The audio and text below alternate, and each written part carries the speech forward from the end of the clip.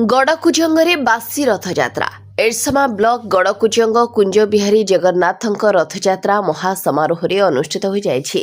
पुरी जगन्नाथଙ୍କ रथटଣା परदिन महाप्रभुଙ୍କ पारंपरिक रीतिनीति परे रथ प्रतिष्ठा और पहुंडी विजे करा जायथिला। राजा संबित राउत रथरे छेरा पहरा करिबा परे अपराह्नरे रथ टणा जायथिला। आज उत्सव में जगतसिंहपुर जिला सांसद विभू प्रसाद तराई, बालिकुदा एरसमा विधायक शारदा प्रसन्न जेना, बीजेपी नेता सत्यसारथी महंती, पूर्वतन सांसद कुलमणि सामल, एरसमा ब्लॉक अध्यक्षा लक्ष्मीप्रिया महापात्र, कुजंग ब्लॉक अध्यक्षा नीनाराणी साहू, जिंदल अधिकारी मनोज सिंह, बालिकुदा एरसमा निर्वाचन मंडली रे बिजु जनता दलर युव सभापति पार्थ सारथी राउत प्रमुख जोग देथिले।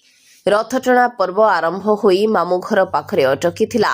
ठाकुरଙ୍କ मामू आईनजीवी अमृत दास धूप दीप आळती सह पूजार्चना करि सारिबा परे संध्यारे रथ माउसी मांक मंदिर रे पहुंचीथिला। परे भजन संध्या अनुष्ठित होइथिला। अभय चांदपुर पुलिस पक्षरु शांति श्रृंखलार व्यवस्था करा जायथिला। प्रत्येक वर्ष भई ए वर्ष मध्य रथयात्रा अनुष्ठित होला। प्रभु कुंज बिहारी आशीर्वाद वर्षा नहीं, काली वर्षा नहीं, आज वर्षा नहीं, हजार हजार संख्यार भक्त आसते सुरुखुरु रथयात्रा संपूर्ण है। आम ए माउसी माघरे प्रभु छाड़ी जाऊँ आप समस्त को मीडिया बंधु और असंख्य भक्तजन समस्त को प्रभु कुंज बिहारी तरफ आप समस्त शुभ मन रथ राजा जब आज रथ पर चढ़ुले तो भंगा सीढ़ी चढ़ुले तो कौन कह रथर अवहेलित किसी हम हम शुणु समस्त सहयोग आवश्यक। आप जानते से प्रभुंर परम भक्त डॉक्टर दामोदर जहाँ किसी मोह जहाँ किसी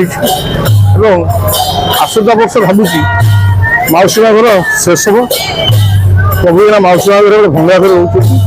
आसंता वर्ष तार काम हम एवं भविष्य लक्ष्य आम रही 3टी रथ करने पाचिरी करने अनेक किसी अच्छी धीरे धीरे हम कौन कर आम तो सरकार रही बर्तमान मागी जाती करने कथा देखिए समस्त कहते वर्ष समस्त आश्वासन देती तेणु आशा विश्वास मासे 2 मास भर प्रभु कुंज आशीर्वाद जी जहाँ आश्वासन देते पूर्ण हम पूर्ण करेंगे सब कले प्रभुंर पुणी शुणु जहाँ हम ये शुणु जहाँ हूँ जहाँ हमारे जाऊँगी प्रभु कुंज बिहारी को आशीर्वाद नथिले किसी हम ना।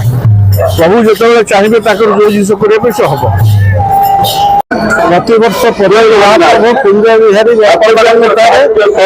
रथयात्रा अनुष्ठित हुए। पुरी में जो दिन रथयात्रा हुए रथयात्रा अनुष्ठित हुए हजार हजार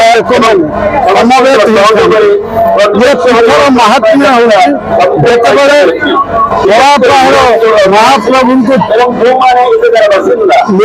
दरिया नदी पढ़ा बसी से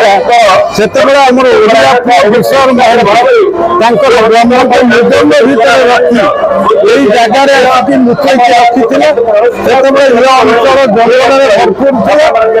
7 वर्ष धर 1570 1575 मसीहा पर्यंत महाप्रभु ब्रह्म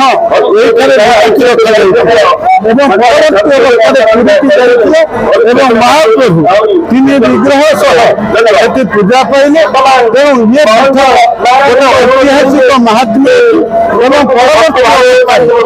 एक बड़ मंदिर जगन्नाथ महाप्रभुंर एक बड़ मंदिर आसंता दिन में उद्यम करुचु ये अंचलवासी केमी गोटे रथ परिवर्ते 3टी रथ जमी पुरी में चलुचे करने अपर पक्षे आमर जो माउसी माँ मंदिरटा अपूर्णांग अवस्था अच्छी किभली भाव में पूर्णांग करूँ आसंता वर्ष ये कार्य समापन हम बोले आम आशा रखु। माउसी माँ मंदिर कार्य निर्माण कार्य शुभ से मंदिर या तार व्यवस्था सरी वर्ष मंदिर कार्य आरंभ हो। महाप्रभु जगन्नाथंकर जो आज घोष यात्रा थिला कुंज बिहारी गड़कुजंग ठारे आमर जो घोष यात्रा आयोजित होता हजार हजार श्रद्धालु एकाठी होते समस्ते सद्भावनार सहित महाप्रभु जगन्नाथंकर ସମସ୍ତେ ରଥ ଟାଣିଲେ। ସମସ୍ତ ଶ୍ରଦ୍ଧାଳୁ ଦୂର ଦୂରରୁ ଆସିଥିଲେ। ମହାପ୍ରଭୁଙ୍କ ଆଶୀର୍ବାଦରୁ ରଥ ଟଣା ଭଲରେ ହେଲା, ଘୋଷଯାତ୍ରା ଭଲରେ ହେଲା, କିଛି କାଜୁଆଲିଟି ହେଇନି। ଶାନ୍ତି ଭାବରେ ରଥଯାତ୍ରା ସମ୍ପୂର୍ଣ୍ଣ ହେଲା। ମହାପ୍ରଭୁଙ୍କ ଜଗନ୍ନାଥଙ୍କ ଆଶୀର୍ବାଦରୁ ଆମର ସମସ୍ତ ବାଲିଗୁଡ଼ା ଏରସମା ଅଞ୍ଚଳର ଯେଉଁ ଭକ୍ତମାନେ ଆସିଥିଲେ ସମସ୍ତଙ୍କୁ ଏହି ଘୋଷଯାତ୍ରାର ଶୁଭେଚ୍ଛା ଓ ଅଭିନନ୍ଦନ। ଆପଣ ପୂର୍ବବର୍ଷ ଆସିଥିଲେ କହିଥିଲେ ଠାକୁର ତ ମଣ୍ଡପରେ 3ଟି ଠାକୁର ଅଛନ୍ତି, ଗୋଟେ ଠାକୁର କେମିତି କ'ଣ ଯାଉଛନ୍ତି ନୂଆ କରି ଆସିଥିଲେ ଜାଣିନଥିଲେ, ବି ପ୍ରତିଶ୍ରୁତି ଦେଇଥିଲେ, ବି କହିଥିଲେ ଯଦି 3ଟି ରଥ ଯଦି କମିଟି ଯଦି ଆମକୁ ଆମ ସହିତ ଆଲୋଚନା କରାଯାଏ ଆମେ 3ଟି ରଥ ପାଇଁ ବ୍ୟବସ୍ଥା କରିବୁ। ସେଇ କଥା ମଧ୍ୟ ଆଜି ଶାସକ କହିଛନ୍ତି 3ଟି ରଥ ହେଲେ ଭଲ ହେବ, ମାଉସୀ ମନ୍ଦିରଟା କରାଯିବ। ମତେ ଲାଗୁଛି ଏଠି ରାଜନୀତି ନ କରିକି ପ୍ରତ୍ୟେକ ବ୍ୟକ୍ତି ଯିଏ ରାଜନୀତି କ୍ଷେତ୍ରରେ ଅଛନ୍ତି ସମସ୍ତେ ଯଦି ମହାପ୍ରଭୁଙ୍କର ଜଗନ୍ନାଥଙ୍କର 3 ରଥ ପାଇଁ ଚେଷ୍ଟା କରିବେ ନିଶ୍ଚିନ୍ତ ସରକାର ଏଥିରେ ଧ୍ୟାନ ଦେବ।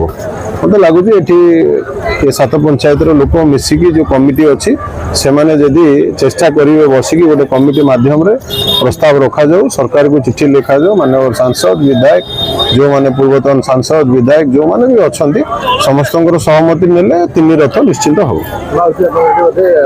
ମାଉସୀ ମା ଘର ଆର ବର୍ଷ ପର୍ଯ୍ୟନ୍ତ ହେଇଯିବ। କାରସୁବତରୁ ଡିଲେ ହେଇଛି ସେଟା ନେକ୍ସଟ ଇୟରରେ କମ୍ପ୍ଲିଟ୍ ହେଇଯିବ।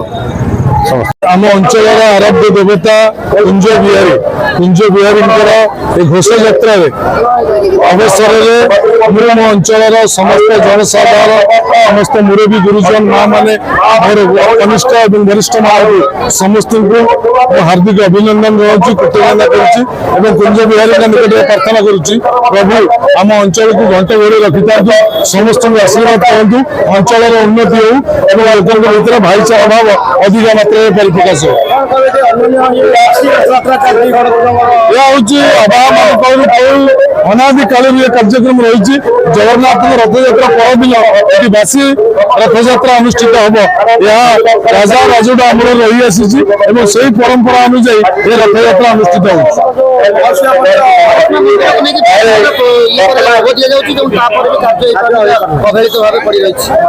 ହବ ଆସ୍ତେ ଆସ୍ତେ ହବ, ତେଣୁ ମାଉସୀ ମା ମନ୍ଦିର ତ ନିଶ୍ଚିତ ଭାବରେ ଆବଶ୍ୟକତା ଅଛି। ଆମେ ମାନେ ସବୁବେଳେ ଚେଷ୍ଟା କରୁଛୁ ମାଉସୀ ମା ମନ୍ଦିର ଆରମ୍ଭ କରିବା ପାଇଁ ଏବଂ ଆଶା କରୁଛୁ ପ୍ରଭୁଙ୍କ ଇଚ୍ଛା ଅନୁସାରେ ସେ ମାଉସୀ ମା ମନ୍ଦିର କମ୍ ଦିନ ଭିତରେ ସମ୍ପୂର୍ଣ୍ଣ ହେବ। ଆମର ଏଇଟା ଉଦ୍ଦେଶ୍ୟ ଅଛି, ଉଦ୍ୟମ ଅଛି, ତ ସେ ଉଦ୍ୟମକୁ ସାକାର କରିବା ପାଇଁ ସମସ୍ତଙ୍କର ସହଯୋଗ କାମନା କରୁଛୁ। ଜଗତସିଂହପୁରରୁ ସଂଗ୍ରାମ କେଶରୀ ବେହେରାଙ୍କ ରିପୋର୍ଟ, ବିଚିତ୍ର ଦୁନିଆ।